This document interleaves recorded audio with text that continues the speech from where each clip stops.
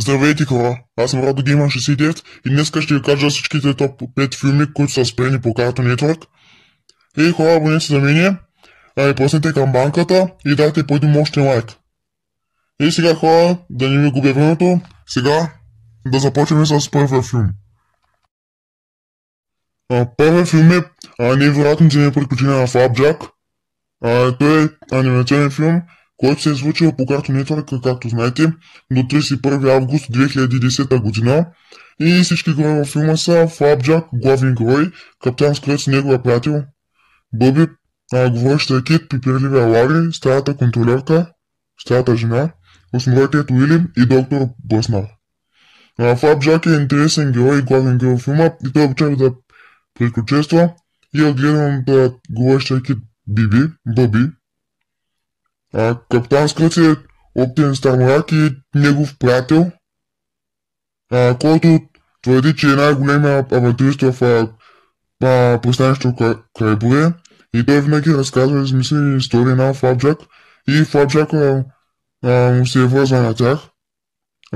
Бъби е говорещ кит и е като майка на Флапджак, защото Бъби го е гледала в нейната голяма уста. Тя предпочита да има сигурност в пристанището Крайбурие, отколкото да има опасности на откритото море. И пипирливият Лари е прекалено дружелюбен собственик на захарното буре. Това е един захарен магазин и той е единственият човек, който изпълнява захарните мечти на всички хора във филма. Старата контролерка е нещастна стара жена, която е ръководителка на пристанището и тя мисли, че усет към издаването на глоби и нейната най-любима глоба е за заставяне на китове във водата без надзор.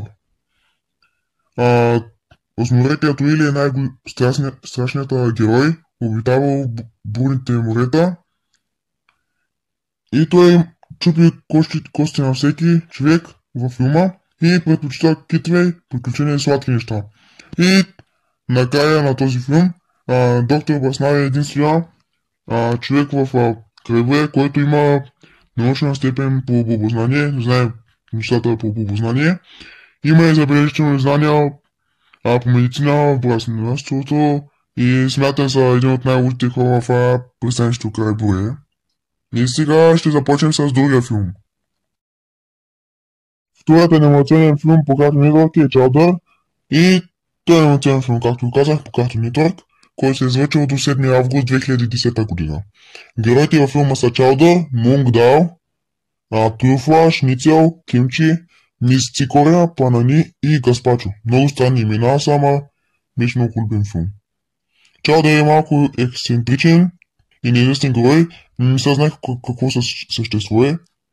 И той чиракува при най-великия готвач във филма, Мунг Дао, който той иска да стане велик готвач като него, но пречката му е неговата импулсивност. Импулсивността на Чаудър. И Мунг Дао е най-великият готвач във филма. И той споменава, че е готвил от поне 386 години, което е много странно и празнува 450-та годишна от сватбата си, което пак е много странно. И неговата кухня се казва Мунг Дао Кетеринг. Неговата кухня е Мунг Дао. На неговото име добави само едно нещо, което е кетеринг. Добре, няма значение. Сега да продължаваме. Трюфла е съпругата на Мунг Дао, който управлява неговия бизнес и тя е практична, но е със лош нрав, не губи търпение и се ядоса срещу неговия съпруг. Шницел е голямо тежко чудовище, което работи в кухните на най-великия готвач Мунг Дао. Но и на него му възлагат най-гадната работа в кухнята, т.е. да чисти, да пренася тежки товари. И той лесно се ядосва от страниците на Чаудър. И Кимчи е летящ кафяв мирзлив облак, който е най-добрият приятел и домашен любимец на Чаудър. И той обича много лошите миризли. И Мис Цикоря е стара жена, която критикува Мунг Дао за неговите кулинарни умения и го счита за свой конкурент, планини момиче на възрастта на Чалдър и тя харесва Чалдър, но той не проявява интерес към нея. Това е много странно и много тъпо. Планини е помощничка на Мистикора. Гаспачо е мамут, който продава странни храни и прави шеги на клиентите си. Той се старае да дава най-възможно добри съвети на Чалдър и когато той има нужда от такива съвети.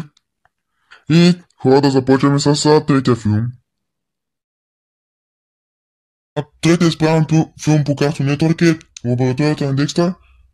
Той е намесен филм вече, както знаете, по Cartoon Network и се е излъчил до 20 ноември 2003 година. И героите във филма са Декстър, сестрата на Декстър, Диди и майката и бащата на Декстър. Декстър е малък гений, който обича да прекара времето си в тайната си лаборатория и която и него е много обича да изобретява неща, примерно като машина за клониране на живи същества и уловни роботи, но той е много умен и няма много приятели и няма добри способности за общуване, защото той прави само едно също, само създава роботи и така нататък. Диди е сестрата на Декстър, която е облечена като балерина в розов цвят и много обожава плюшените играчки и много обожава балетата и еднорозите. И тя кани на гости приятелките си, с които танцува балет и те си измислят игри. В нейната стая има много играчки в розови цветове, най-вече. И родителите на Декстър и на Диди присъстват в епизодите, но те са неспособни да забележат какво е станало между Декстър и Диди. Това го има във всеки филм. Те напомнят на роботи, които боравят с ограничен брой реплики. Но най-важното нещо за Декстър е, че техните не знаят за лабораторията, за тайната си лаборатория. И да започнем с предпоследния филм. Предпоследния спрямо филм по Cartoon Network е Елет Хлапето, който се е излъчил до 28 декември 2008 година. Героите във филма са Елет, Кейт, Мими, Сузи, Изабел, Джереми, господин Леон, госпожица Бриджит, Лорета и Макс. Елет Хлапето притежава развинтено въображение и той е главен герой в филма и той притежава развинтено въображение, което разкрива един свят на фантастични същества и фантастични лъжия. Кейт е най-добрият приятел на Елиот и е негов спътник в приключенията и билите. Мими е най-добрата приятелка на Елиот, тя го харесва и му напомня, като казва: "О, моят герой!" И обича да казва: "Това е ужасно." И Сузи, сестрата на Елиот, тя е по-голяма от него, но постоянно му казва, че върши само глупости и бели. Изабел е майката на Елиот, тя е кмет на града и се края на Елиот и го наказва, когато направи някаква беля. Но въпреки това, тя е мила, алергична към козина, на каквото е животно да е. И тя е главният готвач в семейството. И има собствена кола, който е яко. Джереми е бащата на Елиот. И той също наказва Елиот. И си има градина с цвета и зеленчуци. И той също си има собствена кола, който е много яко отново. Господин Леон е директор на училището, в което учи Елиот. Той е строг и кара децата да спазват правилата, и както при нас, хората. И госпожица Бриджит е учителка на Елиот. Тя е мила и закръглена жена, която обича децата много, много ги обича. Това е много мило. Лорета е съученичката на Елиот, в която той е влюбен, но тя не е влюбена в него, тя е влюбена в Макс. Макс е един от най-добрите приятели на Лорета и както ви каза, че тя е влюбена в него, както той е в нея, а пък Елиот е влюбен в нея. Значи Елиот няма приятелка, Макс и Лорета са, те да кажа, гаджета.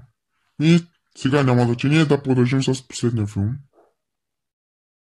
И последния спрямо филм по Cartoon Network е Кунг Фу Пилета, който се е излъчил до 28 ноември 2008 година.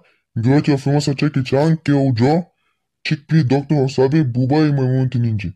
Чаки Чан е трениран от Светло действо в манастир и, и сега е много мъдър и е родиран учител, който следва правия път на кунг-фу в търсене на просветление.